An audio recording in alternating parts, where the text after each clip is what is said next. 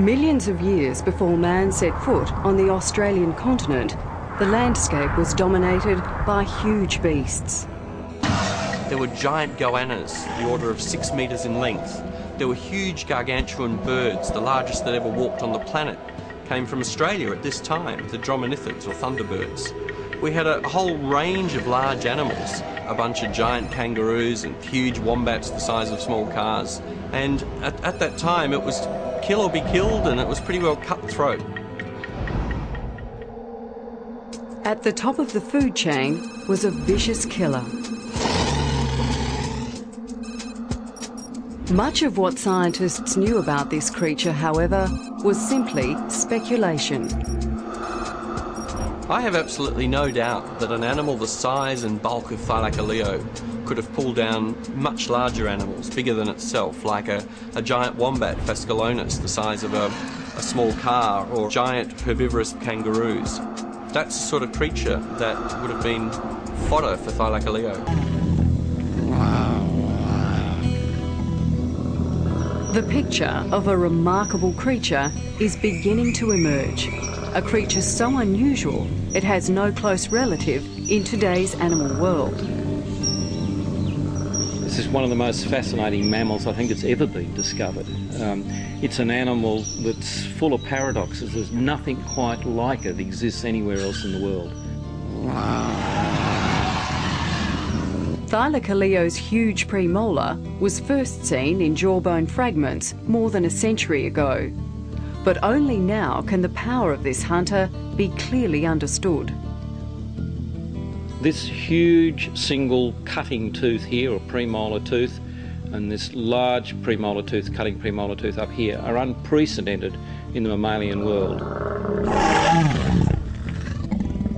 The force of Thylacoleo's bite was immense.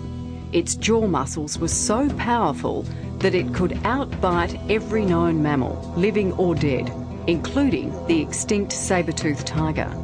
Well, notice when I put the shearing blades together here, they are like a pair of converging crescents. So whatever piece of meat or bone is caught within those converging crescents is sheared perfectly, just like an industrial guillotine or a pair of pruning shears. A creature at the end of its own evolutionary lineage. But my perceptions at this moment are of an opportunist, carnivore scavenger that hunted at night, probably operated in woody shrublands. I wouldn't want to have been a leaf-eating kangaroo with one of these guys around.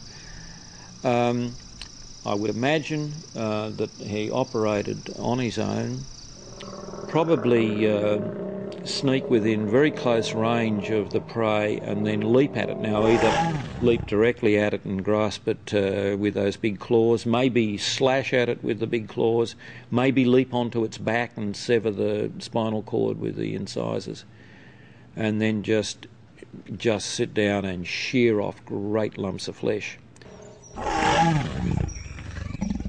Thylacoleo carnifex, the marsupial lion, the lost predator from Australia's past, will never walk this way again.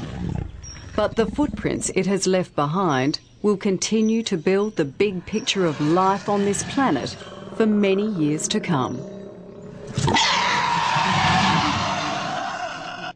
Well, if you pause for a moment and think about Australia, what is Australia's great heritage? Australia's great heritage is its flora and its fauna. And its marsupial fauna is absolutely unique. And this is the biggest marsupial carnivore that ever lived on this continent. And this animal was around at about the time that the first humans ever entered Australia.